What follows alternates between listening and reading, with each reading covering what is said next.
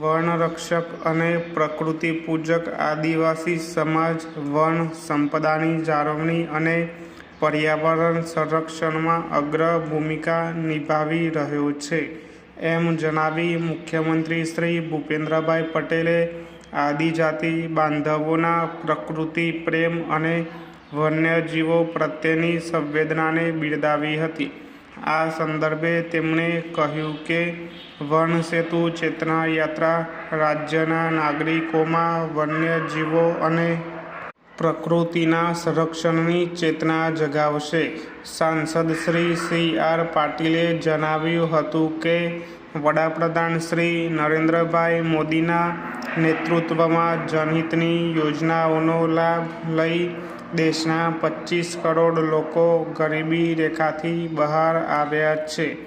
આદિવાસી અને શ્રી રામને એકબીજાથી ક્યારેય અલગ ન કરી શકાય, કારણ કે ભગવાન રામે 14 વર્ષ સુધી જંગલના આદિવાસીઓ પ્રકૃતિજીવો સાથે રહી કઠિન જીવન વિતાવ્યું હતું. ફકરો.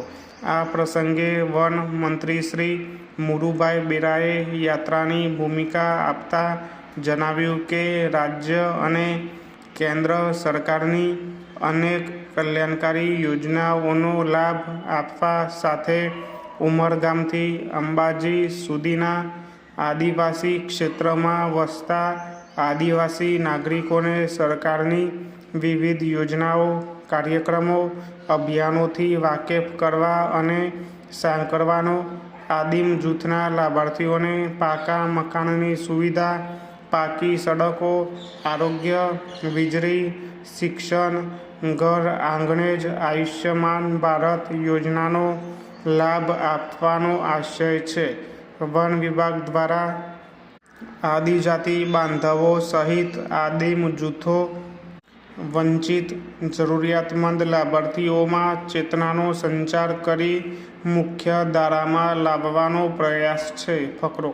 વન વિભાગ દ્વારા છેલ્લા 2 વર્ષમાં સહભાગી વન વ્યવસ્થા મંડળીઓમાં ₹16.25 કરોડના 95 લાખ જેટલા વાંસનું વિના મૂલ્યે વિતરણ કરવામાં આવ્યું એમ જણાવી શ્રી વન મંત્રી શ્રી બેરાએ ઉમેર્યું હતું કે રાજ્યમાં 200 જેટલા વન ધન વિકાસ કેન્દ્ર અને 21 જેટલા આદિમ જૂથ વિકાસ કેન્દ્રની સ્થાપના થકી આશરે 60,000 જેટલા લાભાર્થીઓને જોડવામાં આવ્યા છે.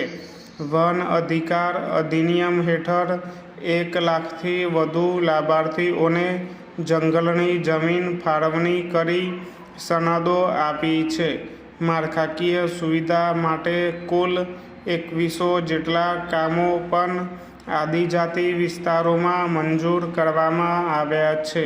રાજ્યમાં ઘાસની ઉપલબ્ધતા ધ્યાને રાખતા હાલમાં જ સ્થાનિક સ્તરે લોકોને વિના મૂલ્યે ઘાસ કાપી જવાની મંજૂરી રાજ્ય સરકારે આપી છે. ફકરો.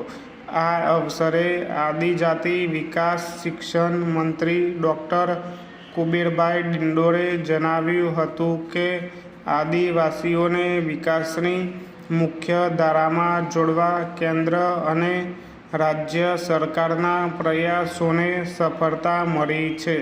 રાજ્યની આશ્રમ શાળાઓમાં 2.16 લાખ બાળકો અભ્યાસ કરી રહ્યા છે, જેનો ખર્ચ રાજ્ય સરકાર વહન કરે છે. મેડિકલ કોલેજોમાં હવે તમામ આદિવાસીઓની સીટો છે. આદિવાસી વિદ્યાર્થીઓ માટે ફીશીપ કાર્ડ યોજના આશીર્વાદરૂપ નીવડી છે.